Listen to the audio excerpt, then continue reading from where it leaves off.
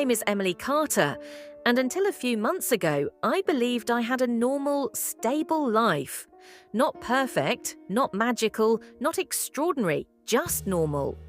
I had a husband, Michael, who worked long hours at an accounting firm, and a 5-year-old daughter, Lily, who was the light of my life. Our home was small, warm, a little messy, filled with toys and colouring books, and the smell of cinnamon pancakes on weekends. But that fragile sense of normal shattered one cold Thursday morning, the day my husband handed me divorce papers like he was handing over a receipt he didn't need anymore. I still remember the moment in perfect clarity. I was in the kitchen, packing Lily's little unicorn lunchbox, humming quietly to myself, while she sat at the table drawing something she refused to show me. "It's a surprise, Mommy," she said with a proud smile. The morning sunlight filled the room with a soft glow, making everything seem safe, almost beautiful. And then Michael walked in. He looked stiff, expressionless, like someone had drained the colour out of him. His tie wasn't properly adjusted. He always wears it perfectly. His shoes weren't polished. His hair wasn't combed. Something was off, very off. I paused with the lunchbox in my hands. "Are you okay?" He didn't answer. Instead, he took a thick envelope out of his briefcase and placed it on the counter between us. "Emily," he said, "I'm filing for divorce." Just like that. No explanation, no conversation, no emotion. For the first few seconds, I didn't understand the words. Then they hit me like a punch to the chest. Lily's pencil slipped out of her small hand, falling onto the table with a soft clatter. "What? Michael, what are you talking about? Divorce? Why?" He inhaled sharply, avoiding my eyes. I'm just not happy. This marriage isn't working. It hasn't for a long time." I felt dizzy, like the ground was shifting underneath me. "Since when? Why didn't you tell me?" "It wouldn't have changed anything," he said quietly. I didn't notice Lily slowly sliding off her chair, her little eyes wide and confused. I didn't notice her tiny hands clutching the edge of her shirt anxiously. All I could see was the man I thought I knew, now a stranger. "Michael, we have a daughter," I whispered. "You can't just walk away." His jaw tightened. "I'm not walking away from her. I just don't want to be with you anymore." Those words cut deeper than anything else. But I forced myself to stand strong for Lily. "Is there someone else?" I asked, voice cracking. His hesitation answered before he did. "No," he said finally. "There's no one." A lie. Even in my shock, I could see it. A cold, practiced lie. Before I could speak again, Lily tugged on my arm. "Mommy, why is Daddy leaving?" I knelt down and hugged her tightly. "Sweetheart, it's not your fault." She didn't answer.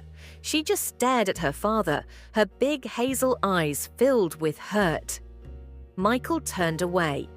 That was the day everything changed.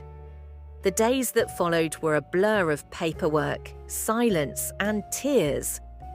I tried to hide from Lily. Michael moved into a temporary apartment. He visited once a week, acted cold and distant, and left quickly. He didn't try to talk, didn't try to fix anything, didn't try to explain. It was like he had already erased our family from his mind. But Lily... Oh, Lily felt it all. She stopped drawing. She stopped singing. She stopped sleeping through the night.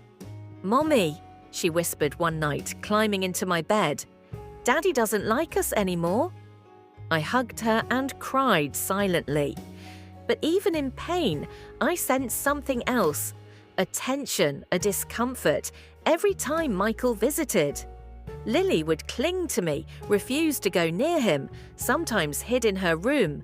She wasn't scared of him. She was disappointed, confused, hurting, and maybe something more. something I didn't understand yet. One evening, after Michael left, Lily pulled out a small purple notebook, her secret diary, which was mostly drawings and random scribbles. She quietly placed it in my lap. "Mommy, can I tell you something?" she whispered. "Of course, honey." But before she could speak, she suddenly changed her mind, shook her head quickly, and ran to her room. She didn't come out for a long time. I didn't force her. But something inside me shifted. My daughter knew something important. The divorce hearing arrived 3 months later.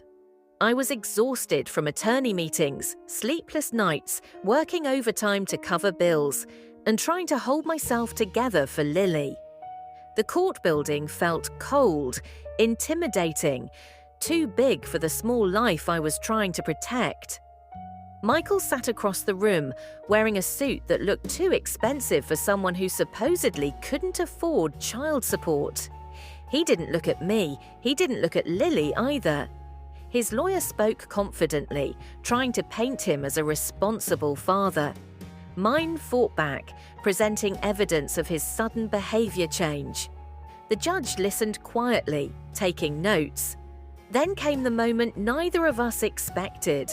The judge asked, "Is the child present?" "Yes, Your Honor," I said. Lily sat beside me, legs swinging above the floor, holding her purple notebook tightly. "Given the circumstances," the judge said, "I would like to ask if Lily has anything she wishes to say, only if she is comfortable." I froze. Michael looked annoyed. His lawyer objected, but the judge overruled him.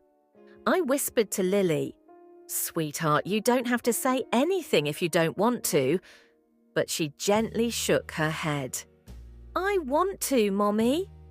Her little footsteps echoed softly as she walked to the front. The courtroom watched in silence. She looked so tiny, her yellow dress, her messy ponytail, her shoes with worn-out stars. But her voice was steady. "My daddy is lying," she said. Michael's head snapped up.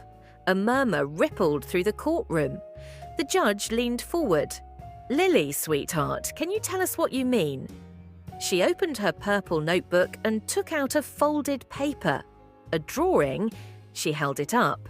It was a picture of Michael, holding hands with another woman, a woman with long hair, a woman who wasn't me.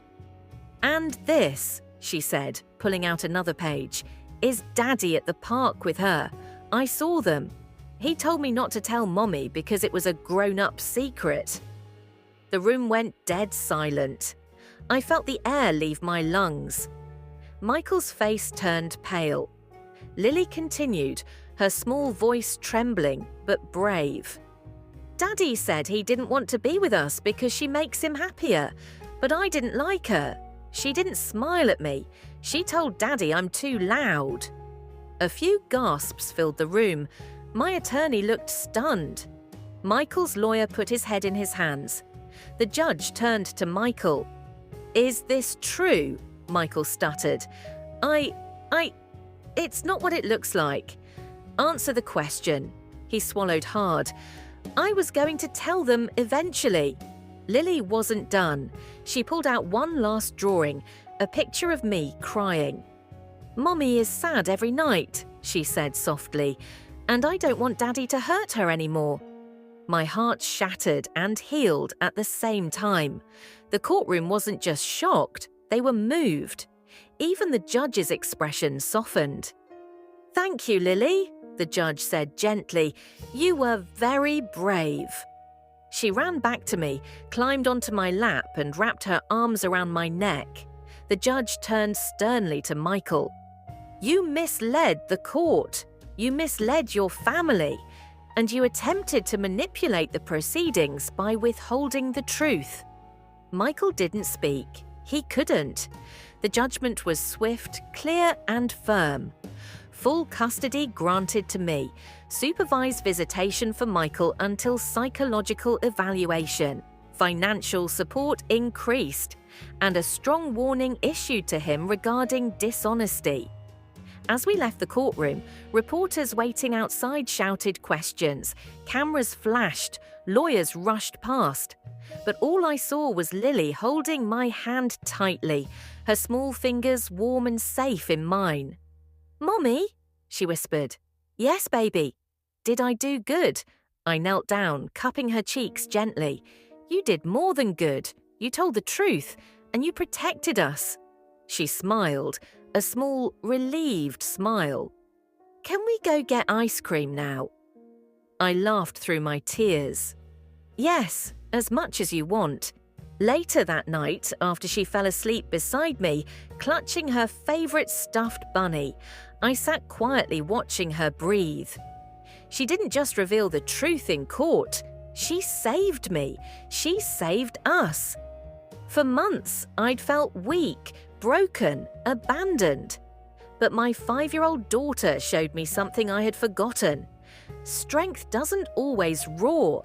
Sometimes it speaks softly, in a trembling little voice, holding a purple notebook filled with drawings that can expose a man's lies to the world.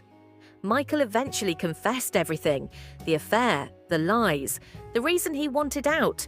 He apologized. Too late, too shallow, too meaningless. But none of that mattered anymore, because I had Lily, my brave, honest, incredible girl. And from that day on, I promised myself one thing.